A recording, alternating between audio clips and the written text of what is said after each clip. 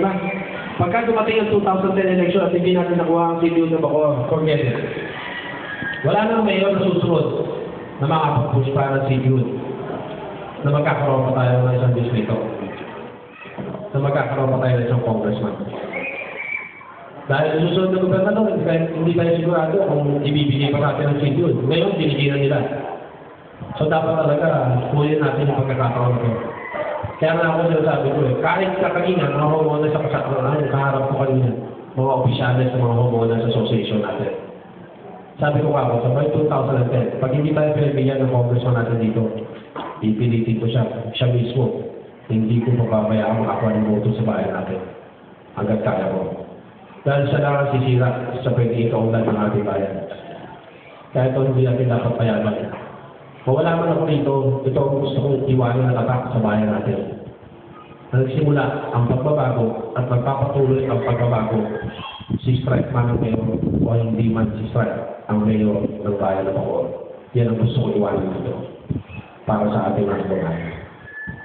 Anyway, kayo natawa lang ako meron kayong laman, may dugo kayo, meron kayong buto, may kulang pa Spirito. Ha? Spirito. Kaluluwa. Ako spirito. Sino mo spirito na rito? Bakit mo binubuo ka nun, Marvin? Bakit gano'n? Para matray. Kasi pagka walang dugo, talagang wala ng buhay, di ba? Yung puso, wala bang puso? Dapat may puso eh. Para kompleto buhay. Oo eh. Ayun, sa ating lahat ng mga nandito, mga nagagawa ng mga pepe ng ating pong MSG. Sa inyo lahat ng nandito, ako'y natutuwa. Dahil sa messing na pagkakataon, ay makasama ko kayo. Kasi hindi ka nakikita ko, nakalain ng kayo dyan. Hindi ko alam kung ano yung pinamimitingan nyo dyan. So, at alam ko, ito yung bunga ng lahat ng paghihirap ninyo for the past few months na tinatag natin ang MSG.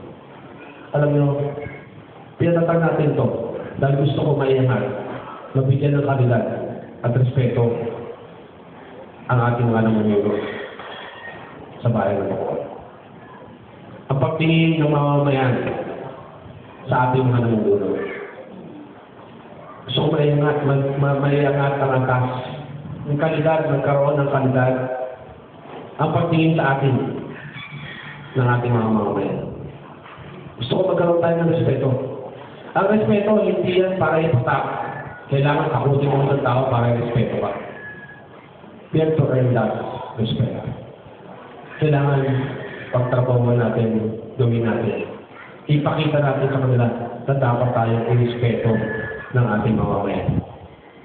Malaki ang inaasahan ko sa MSG. Sa simula, alam kong mga hirap na dinanas ko dyan. May mga training talaga tayo. Masarap pa yung training mo.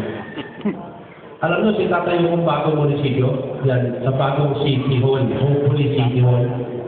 Maglalagay na rin ako dyan ng firing range para sa atin. Para matuto lahat ng mga MSG na at isa pag-awag mo rin. May lalagay pa ako dyan na magugustuhan nyo. Ispa.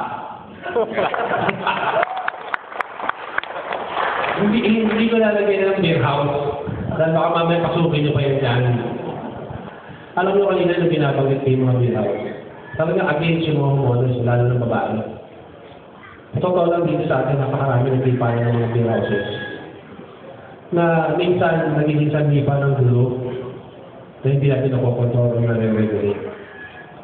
Tingin ko, dapat, isa sa mga nakikita ko talaga na kinakailangan ng bayan ng Bacoor, ay mapatahimik natin ito.